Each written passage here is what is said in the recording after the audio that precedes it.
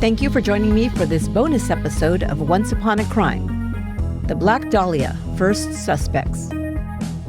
Before we dive in, let's take a moment to catch up on where we've been. Over the last 4 episodes, we've followed the story of Elizabeth Short, a young woman chasing dreams in post-war Los Angeles.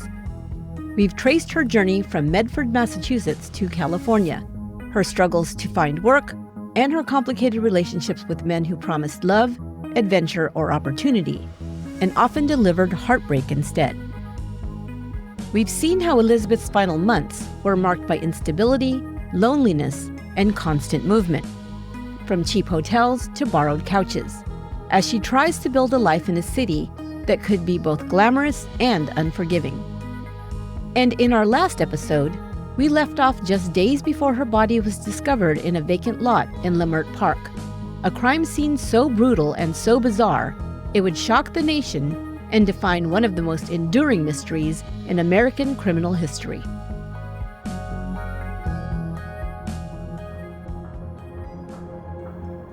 In the next 2 episodes, we'll dive deep into the investigation itself, the gruesome details of the crime scene, the medical examiner's autopsy, and the evidence that revealed how Elizabeth Short was killed, and why her murderer may have wanted her found. We'll also examine the theories that have endured for nearly 80 years, separating fact from fiction, and come to some final conclusions about who killed the Black Dahlia and who didn't.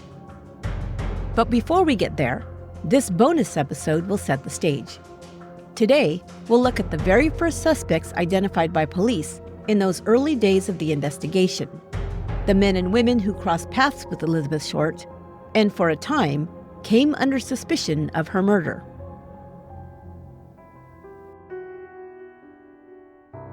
Some were lovers, some were acquaintances, some were simply in the wrong place at the wrong time. Together, their stories reveal the frantic early hours of the investigation and how detectives began the long, tangled search for the killer of the Black Dahlia.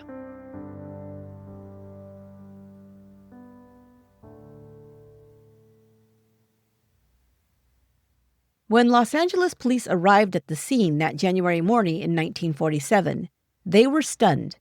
A woman's body had been discovered in a vacant lot on Norton Avenue in Leimert Park, a quiet residential neighborhood that would soon be the epicenter of one of the most infamous crimes in American history.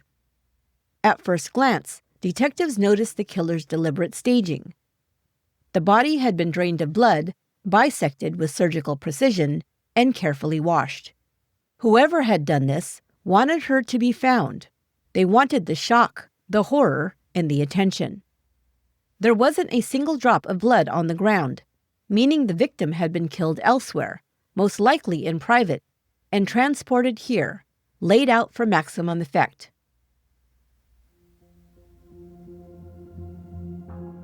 A witness reported seeing a late 1930s model dark-colored Ford sedan in the area shortly before the body was found. But in those first chaotic hours, tips poured in from every direction. More than 200 leads were investigated, and within a day, nearly all had been cleared.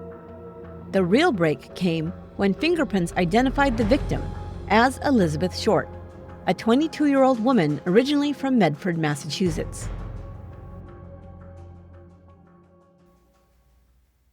2 men who lived at the Hawthorne Hotel came forward after recognizing Elizabeth from newspaper photos as a former fellow resident. Their testimony, along with information provided by her mother, Phoebe Short, helped detectives begin assembling a list of suspects. Phoebe told police about a man named Joseph Gordon Fickling, an Army Air Corps lieutenant Elizabeth had dated back in 1944. The two had rekindled the relationship briefly after her sweetheart, Major Matt Gordon, was killed in the war.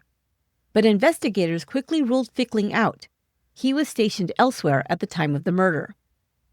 Next came Maurice Clement, a 45-year-old Shell oil dispatcher who'd gone on a few dinner dates with Elizabeth in the weeks before her death. Rumors painted him as a gangster or studio insider, but in truth, he was neither. He lived quietly, and police found nothing to tie him to the crime. Another man, Michael Otero, was a graduate student at USC and a Spanish instructor. He dated Elizabeth about a dozen times and said the last time he saw her was the day before she left for San Diego. Again, nothing suspicious. But one name on the list caught detectives' attention: Carl Balsinger, a salesman and former Army lieutenant. Balsinger had met Elizabeth back in 1943 when they were both at Camp Cook. They reconnected years later, and according to him, he took her on a short sales trip in early December 1946. He claimed he dropped her off at a Los Angeles bus station a few days later, and that was the last time he saw her. Police weren't convinced. They discovered he had a history of violence towards women. Even more chilling, they learned that in 1941, while Balsinger was a student at the University of Kansas, a woman named Layla Walsh had been murdered, her body mutilated in a way that reminded investigators of Elizabeth Short's case. Balsinger lived within walking distance of that crime scene. Another early suspect was Marvin Margolis, a 21-year-old USC student and roommate of Elizabeth's friend, Bill Robinson. The two young men had offered Elizabeth and her roommate a place to stay after they were kicked out of Mark Hansen's house. There was talk of an argument, possibly even a slap, after Beth rejected one of their advances. But Margolis had an airtight alibi from his wife, and detectives moved on. Then there was Glenn Wolfe, the shady owner of the Chancellor Apartments, where Elizabeth had lived in November 1946. Wolfe was already known to police, and a few years later would be charged with assaulting one of his tenants. But investigators found no motive for him to kill Elizabeth, and his connection to her was thin at best. Even Elizabeth's father, Alvin Cleo Short, came under suspicion. Detectives found him drunk and belligerent, refusing to help or even identify his daughter's body. He told them, "I didn't want anything to do with her or the rest of the family." Neighbors eventually provided him an alibi. He'd been home all night on January 14th, and police cleared him. Investigators also questioned Lynn Martin, one of Elizabeth's former roommates. Lynn was just 15 years old, a runaway involved with dangerous people. Rumors circulated that the two women didn't get along, and even suggested a jealous lover motive. Police explored every angle, including the so-called lesbian theory, but found no evidence to support it.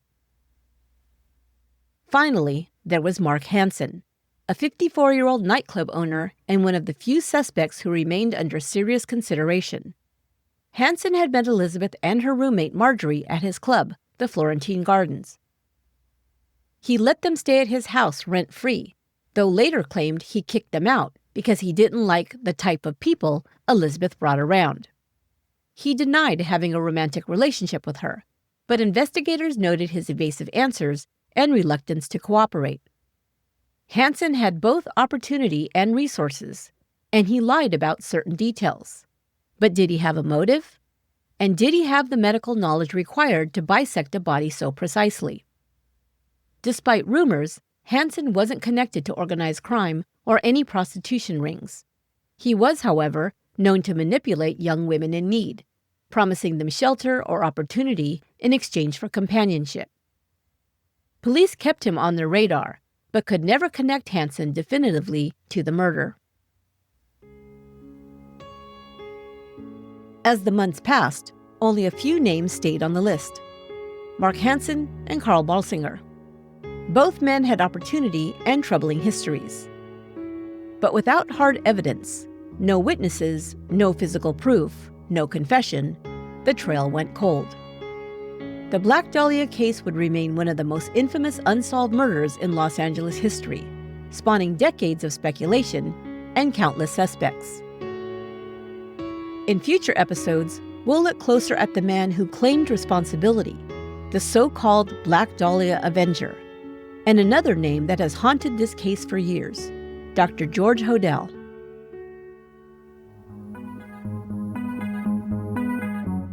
That will do it for this bonus episode of Once Upon a Crime. And that's where we'll leave things for now. These early suspects, the boyfriends, acquaintances, and bystanders who crossed paths with Elizabeth Short, gave detectives a place to start. But as you've heard, none of them could be tied to the brutal crime that took her life. In the next episode, we'll move beyond the suspect lists and into the heart of the investigation. The shocking discovery of Elizabeth Short's body, the forensic evidence revealed during her autopsy, and what those details tell us about her killer. We'll also look at the evidence that points to how, and perhaps why, she was murdered. If you're not already subscribed to Once Upon a Crime, now's the perfect time to do it so you don't miss the next installment. Make sure your app is set to download new episodes automatically, so they're ready to play the moment they drop.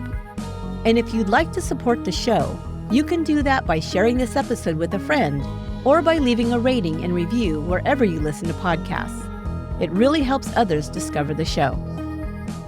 Thanks for listening, and join me next time as we uncover the haunting details behind one of Los Angeles' most infamous unsolved murders. Once Upon a Crime is researched and written by me, Esther Sanchez-Ludlow. My executive producer is Lorena Garcia. Until next time, be good to one another.